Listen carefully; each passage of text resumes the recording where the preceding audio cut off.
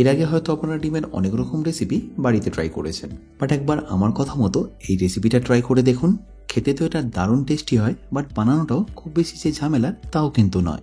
Actually এটা বানাতে লাগে পেঁয়াজ, টমেটো, দই আর কিছু বেসিক মশলা, কিন্তু যে প্রসেসে আমি করছি সেই প্রসেসটা কিন্তু আপনাদের ফলো করতে হবে, তাহলে দেখবেন এর টেস্টটা দারুণ সুন্দর আসবে।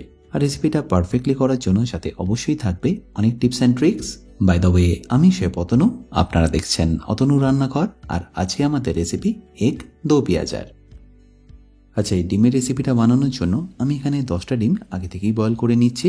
আচ্ছা, এখানে বলে রাখি, আপনারা যদি অতনু রান্না করে ইউটেন্সিলগুলো কিনে নিতে চান, লিঙ্ক আমি ডেসক্রিপশনে দিয়ে রেখেছি, অ্যামাজন থেকে সেটা আপনারা ইজিলি কিনে নিতে পারবেন। আর ডিমটা ভালো করে বয়েল হয়ে গেলে আমি সেটাকে ছাড়িয়ে নিয়ে একটা প্লেটে নিয়ে নিয়েছি। এবার একটা এরকম ফ্রাইং প্যান নিয়ে আমি এখানে দিয়ে দিচ্ছি 50 মিলি সাদা তেল। তেলটা কিন্তু এখানে আপনারা খুব বেশি দেবেন না, কারণ পরবর্তী স্টেজগুলোতে আমাদের অল্প অল্প করে তেল আর ঘি লাগবে। আমি যদি এই রেসিপিটা 5 জনের জন্য করছি, তাই আপনারা নিশ্চয়ই দেখতে পেলেন আমি কতটা কম তেল নিয়ে নিয়েছি, যার মধ্যে আমি ডিমগুলোকে ভালো করে একটু ভেজে নেবো। আর ভাজার সময় ডিমটাকে একটু রং দেওয়ার জন্য সামান্য একটু হলুদের মধ্যে ছড়িয়ে দেবো।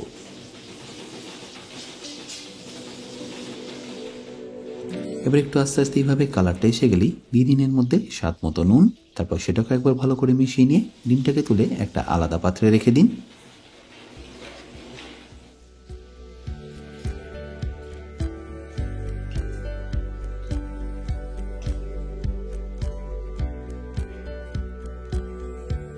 এবার এই একই তেলে দিয়ে দিন 2টো শুকনো লঙ্কা, আর তারপর দিয়ে দিন পেঁয়াজ কুচি। আমি এখানে 2টো পেঁয়াজকে আগে থেকেই ভালো করে এরকম চপ করে রেখেছিলাম, যেটাকে আমাদের তেলের মধ্যে দিয়ে ফ্লেমটাকে হাই করে ভালো করে ভেজে নিতে হবে।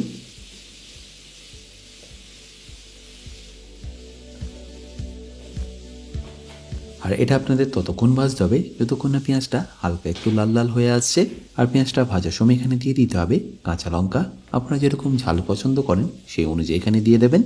এবার দেখুন পেঁয়াজটা আস্তে আস্তে কিন্তু একটু লাল লাল হয়ে এসছে। ব্যাস এই স্টেজে এবার এখানে আপনারা দিয়ে দিন কুচিয়ে রাখা টমেটো। তারপর পেঁয়াজের সাথেই সেটাকে ভালো করে মেশাতে থাকুন।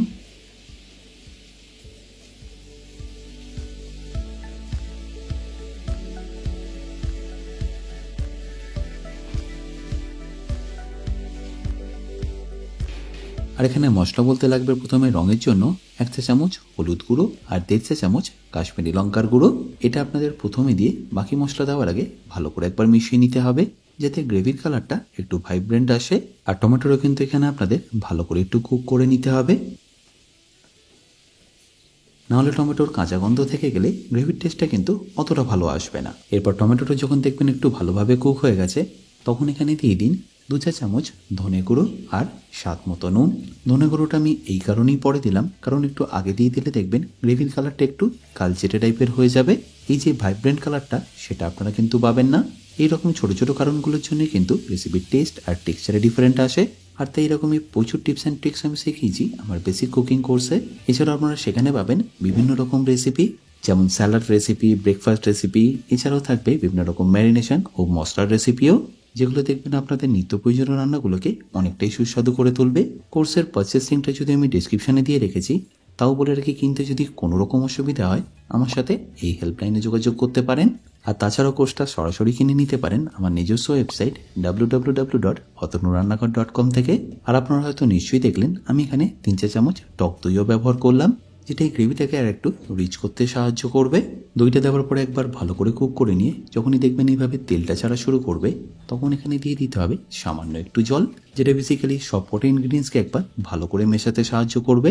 এছাড়া এই সব কিছুকে একবার প্রপারলি কুক করতেও সাহায্য করবে। খুব বেশি নয়, 4 থেকে 5 মিনিট এটাকে একবার ভালো করে হাই ফ্লেমে ফুটিয়ে নিন, যেটা এই গ্রেভিটাকে আর একটু রিচ করতে সাহায্য করবে। তারপর যখনই দেখবেন যে জলটা দিয়েছেন সেটা যখনই আস্তে আস্তে একটু রিডিউস হয়ে আসবে আর তেলটা ছেড়ে দেবে, তখন এটাকে তুলে নিয়ে ভালো করে একটু পেস্ট করে নিন। আর পেস্ট করার আগে অতি অবশ্যই একটু ঠান্ডা করে তারপরেই পেস্ট করবেন। আর এবার ডিমের দো পেঁয়াজের জন্য আমি এখানে 2টো পেঁয়াজ কেটে নেবো।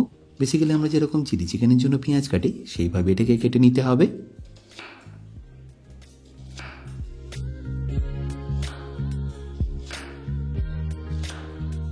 আর পেঁয়াজটা কাটা হয়ে গেলে ওই একইভাবে আমি টমেটোটাকেও কেটে নেব।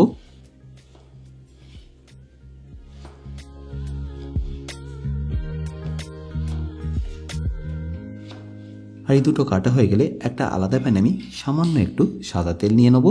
আর তেলটা একটু গরম হয়ে গেলে আপনাদের এখানে দিয়ে দিতে হবে 1 চা চামচ গোটা জিরে আর 2 চা চামচ রসুন কুচি। আর এই রসুন কুচিটাকে আপনাদের পুরোপুরি কিন্তু লাল করে ভাজতে হবে না, একটু কালার এসে গেলেই দিয়ে দিন এখানে পেঁয়াজটা।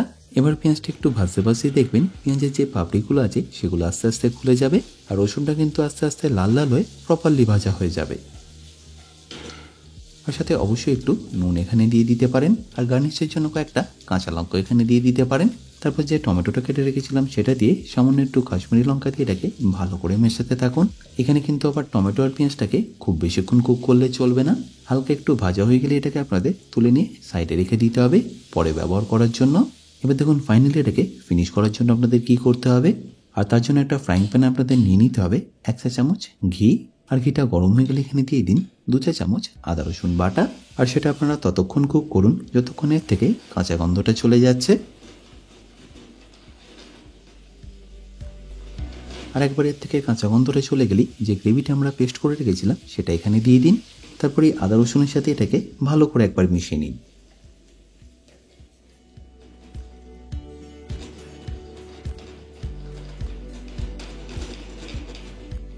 আচ্ছা, এখানে যে জলটা আমি ব্যবহার করছি সেটা একটু মিক্সিতে ধুয়ে যে জলটা থাকলো সেটাই এখানে দিয়ে দিলাম। খুব বেশি জল এখানে আপনাদের দেওয়ার দরকার নেই, কারণ এটাকে আমরা একটু সেমি গ্রেভি রাখবো। আর অবশ্যই এই স্টেজে কিন্তু একবার নুনটা আপনারা চেক করে নেবেন, যদি লাগে তাহলে সামান্য একটু নুন এখানে দিয়ে দেবেন। এরপর যখনই দেখবেন গ্রেভিটা একদম পারফেক্টলি কুক হয়ে গেছে তখন এখানে দিয়ে দিন যে টমেটো আর পেঁয়াজটা আমরা টস করে রেখেছিলাম সেটা। এরপর ফ্লেমটা হাই করে দিয়ে এটাকে একবার ভালো করে মিশিয়ে নিই যাতে এর মধ্যে যে ময়েশ্চারটা আছে সেটা একটু রিডিউস হয়ে যায়।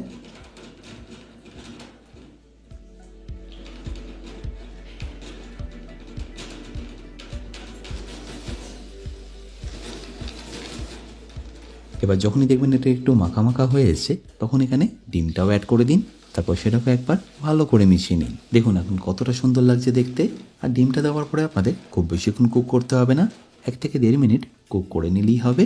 তারপর ফাইনালি এটাকে ফিনিশ করুন 1 চা চামচ গরম মশলা, 1 চা চামচ কাসুরি মেথি পাউডার আর সামান্য একটু ধনেপাতা দিয়ে। তাহলে নিশ্চয়ই দেখতে পেলেন কত সহজে এই রেসিপিটা আপনারা বানিয়ে নিতে পারবেন। আর এটা হয়তো নিশ্চয়ই খেয়াল করলেন প্রত্যেকটা উপকরণই কিন্তু একদম ইজি অ্যাভেলেবেল।